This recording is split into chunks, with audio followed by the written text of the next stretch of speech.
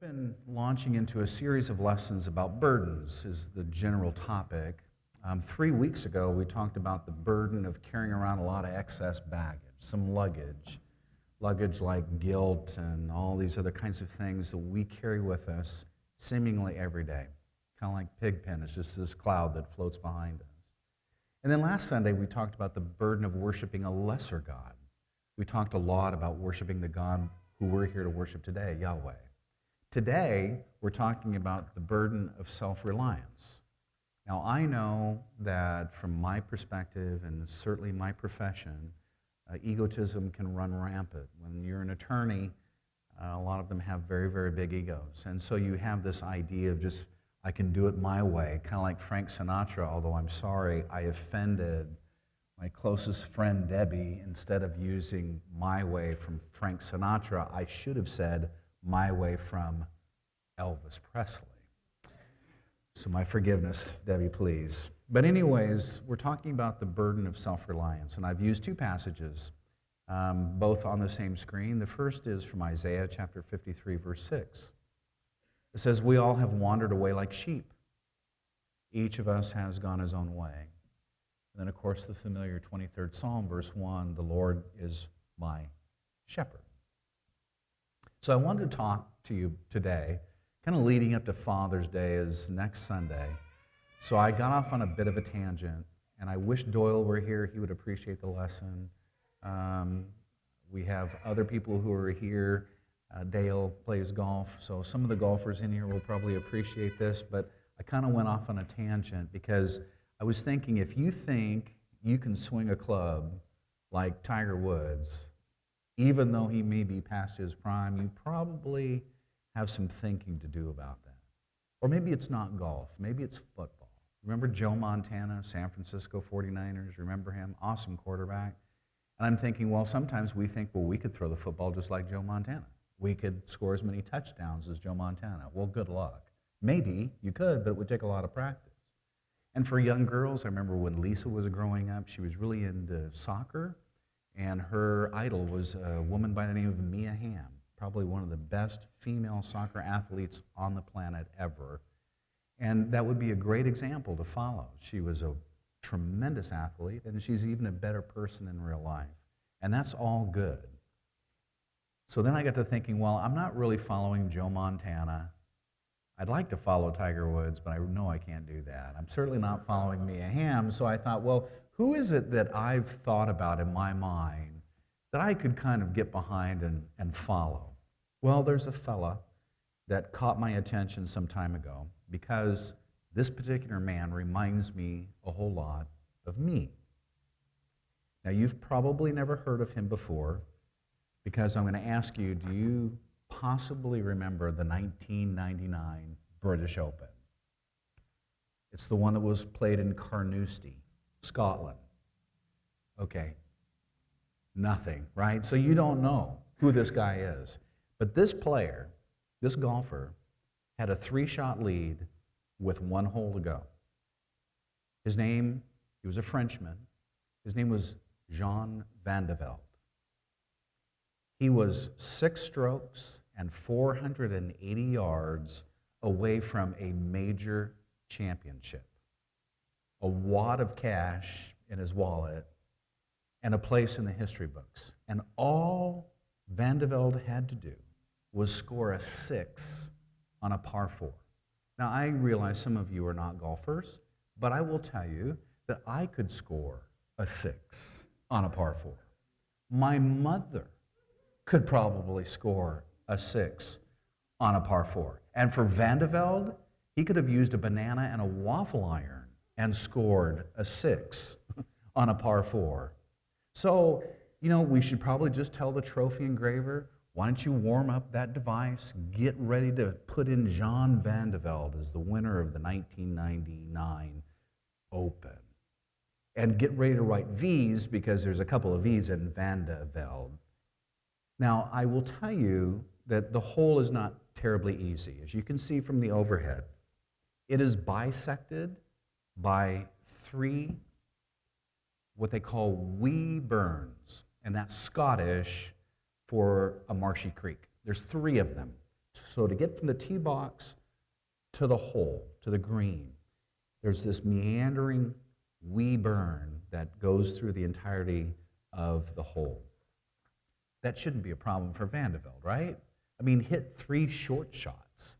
Take 3 putts. I mean, all you need is a 6 because you have a 3-shot lead going into this hole. Besides, on that particular day, as it is oftentimes in Carnoustie in Scotland, it was extremely windy. So, you know, if you were to mishit it, the wee burn becomes wee deep, and you don't want to be in the wee burn, as they would say. So you're thinking, don't flirt with it, John. Just be safe, be conservative, get it on the green. And lo and behold, Van de Velde pulls out his driver. Now, for those of you who are not playing golf, it is the golf club that hits the ball the longest. It's got a big head to it. And with anything like in life, there is always risks and reward. The reward is you can hit the ball a long way. The risk is you can hit the ball a long way in the wrong direction.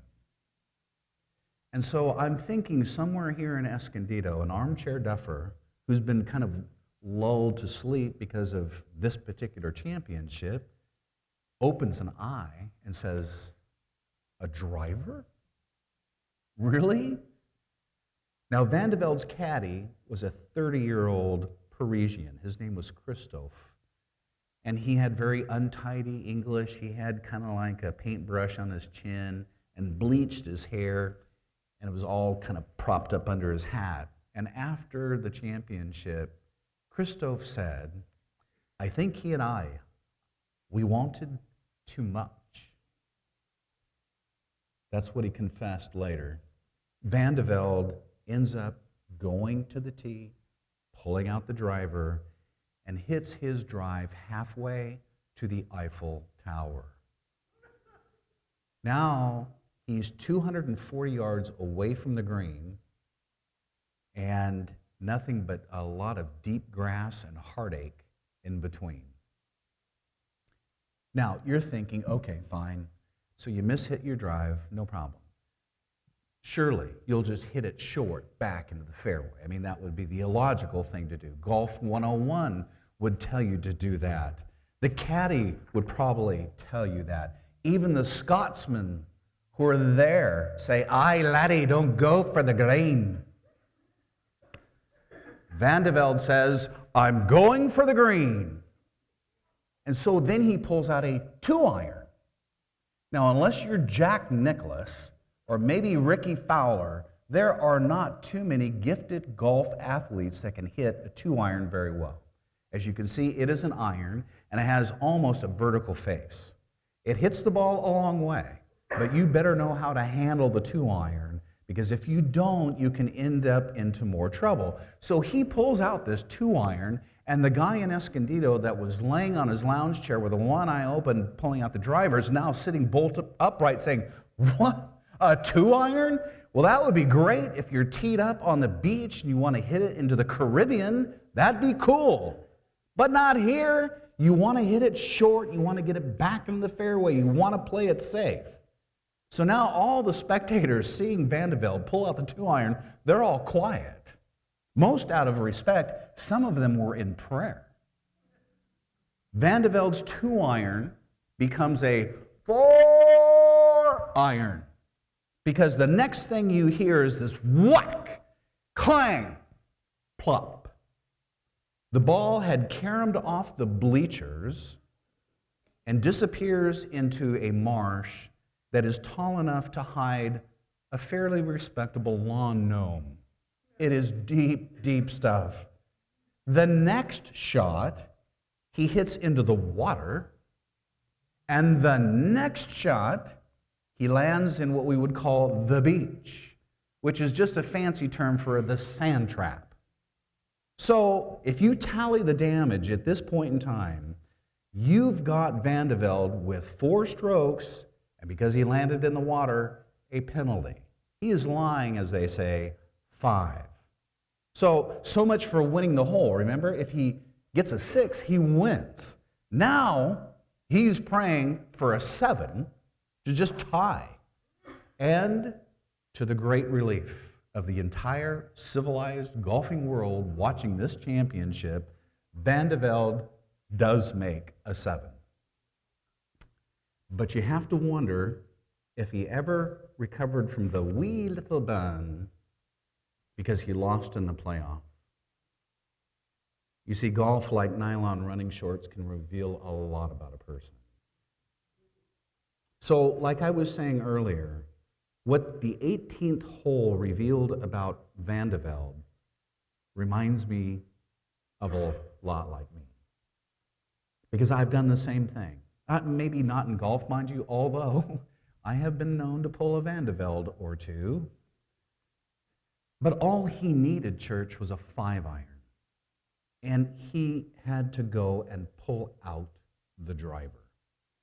Or in my case, all I needed to do was to apologize. But I argued instead. All I needed to do was just listen carefully. But I had to open my big fat mouth. All I needed to do was to be patient. But no, I had to take control. All I had to do, church, was just give it to God. But I tried to fix it myself. And I think to myself, Sterling, why don't you just leave the driver in the bag? Because I know what Christoph would say. I think Randy and I, we wanted a wee bit too much. Too much stubbornness on my part, too much independence, too much self-reliance. I don't need advice. Whack! I can handle this myself. Clang. I don't need a shepherd, thank you very much. Plop. And I just want to know, can any of you relate to this story? Because are Van de Velde and I the only ones to make an anthem out of either Sinatra or Elvis's song, I Did It My Way? Am I and Van de Velde the only two that are dragging around this boat anchor of self-reliance? Frankly, I don't think so. Because we humans want to do things our way. Forget the easy way. Forget the common way. Forget the best way. Forget God's way. We want to do things our way. And according to the Bible, that's precisely, church, our problem. Because as we read from Isaiah chapter 53, verse 6, we all have wandered away like sheep. Each of us has gone his own way. And it got me to thinking, frankly, you would not think that sheep would be so obstinate. Of all of God's animals on this planet, sheep are the least able to take care of themselves. And sheep, as we know, aren't very bright. For instance, have you ever met a sheep trainer before? Ever seen a sheep do tricks? Know anyone who has taught his sheep to roll over? Ever witnessed a circus featuring Old MacDonald and his jumping sheep? No, you probably haven't, because sheep just aren't that smart sometimes. And making matters worse for the sheep, they are defenseless. They don't have fangs. They don't have claws. They can't bite you. They certainly can't outrun you. That's why we never see sheep as a team mascot. Right? Because you've probably heard of the Los Angeles Rams, right? Or the Chicago Bulls, or maybe even the Seattle Seahawks. But have you ever heard about the New York Sheep? No. I mean, who wants to be a sheep, right? You can't even stir up a decent yell for the cheerleading squad. Because, I mean, who would want to hear a cheer that says, "We are the sheep, we don't make a peep, victory is yours to keep, but count us if you need some sleep." Sis, boom, ba, right? Who wants to be a sheep? And on top of that, they're dirty. Now, a cat can clean itself. A dog can clean itself. We see birds in bird baths, and we occasionally might see a bear in a stream. But a sheep, they get dirty, and then they just stay that way. And I'm thinking, could not David have used a slightly better metaphor? I mean, a better noun. Because surely David could have, in writing the 23rd Psalm, after all, he had outrun King Saul, right? He had outmaneuvered and eventually slayed this giant named Goliath. I mean, why didn't he choose something other than sheep? I mean, how about something like, "The Lord is my commander, and I am his chief warrior"? See, that would make us feel a whole lot better, right? I mean, that sounds good. That sounds firm. We like that. You know, a warrior gets a uniform and gets a weapon, and occasionally they get medals. And if he wasn't going to go the warrior way, well, maybe he could have said, "The Lord is my inspiration, and I am his singer." Well, everybody loves good music, right? Being a member of God's choir, I mean, that's pretty flattering. Or how about this? "The Lord is my king, and I am his ambassador." Now, who wouldn't like to be the spokesperson for God? Everyone stops when the ambassador speaks, right? Everyone listens when God's minstrels sing. Everyone applauds when God's warrior passes by. But who notices when God's sheep show up? Who notices when the sheep are singing, or the sheep are speaking, or the sheep are acting? The truth is, only one person notices, and that would be the shepherd. And that's precisely David's point, I think, at least in part, in writing this 23rd Psalm. When David, who was a warrior, yes, he was a minstrel, yes, he was an ambassador for God, most certainly, but when David was searching for an illustration for God, he remembered his days as a shepherd. I mean, he remembered how he lavished attention on his sheep day and night. I mean, it's a 24/7 job. He remembered how he slept with them and watched over them. And the way he cared for his sheep reminded him of the way God cares for us. So David would rejoice when he said, "The Lord is my shepherd." And in connection with that rejoicing, David is also proudly implying that if the Lord is my shepherd, then I must be a what? Sheep. Sheep. So now the question is, okay, are you uncomfortable being a sheep? Then I've drafted a simple quiz for all of us to take to see if you are still having trouble being a sheep. And I want to test you and see if you succeed in being self-reliant. So, I want you to raise your hand if any of these following questions/statements apply to you. The first one is, you can control all of your moods. You're never grumpy, you're never sullen, you're never unhappy, you cannot honestly ever relate to Jekyll and Hyde, you're always upbeat and upright. Does that surprise, does that kind of explain you? Does that describe you? Well, that's okay. I've got some other questions. All right. So how about another? You're at peace with everyone. Every relationship is as sweet as fudge. Even your old flame speaks highly of you. Your motto is love all and be loved by all. Is that you? No? Well, okay, here's another. You have no fears. Call you like the Teflon Tuffy. Wall Street plummets, no problem. You've been diagnosed with a heart condition, whatever. World War III erupts and you're asking what's for dinner. I mean, is that you? Well, if not, I've got one last test question. You need no forgiveness. Never made a mistake. As square as a game of checkers. As clean as grandma's kitchen.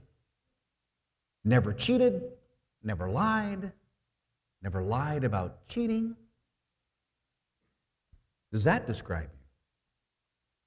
Well, if it doesn't, and the others didn't either, then we need to take a moment to evaluate our test results. So let's see. And when I say you, I'm including myself. You can't control your moods. Some of your relationships are pretty shaky. You have fears and you have foibles and you've messed up a few times or two. And I'm thinking, So if that's the case, do you really want to continue to hang on to this lead balloon of self-reliance? I mean, it sounds to me as if you could use a shepherd. Otherwise, you might end up with a 23rd Psalm sounding a little like this, and it's on the overhead. I am my own shepherd. I'm always in need. I stumble from mall to mall and shrink to shrink, seeking relief, but I can never find it. I creep through the valley of the shadow of death, and I fall apart. I fear everything from pesticides to power lines, and I'm starting to act like my mother.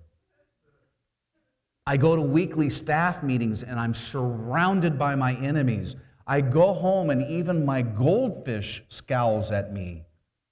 I anoint my headache with extra strength Tylenol. My Jack Daniels runneth over.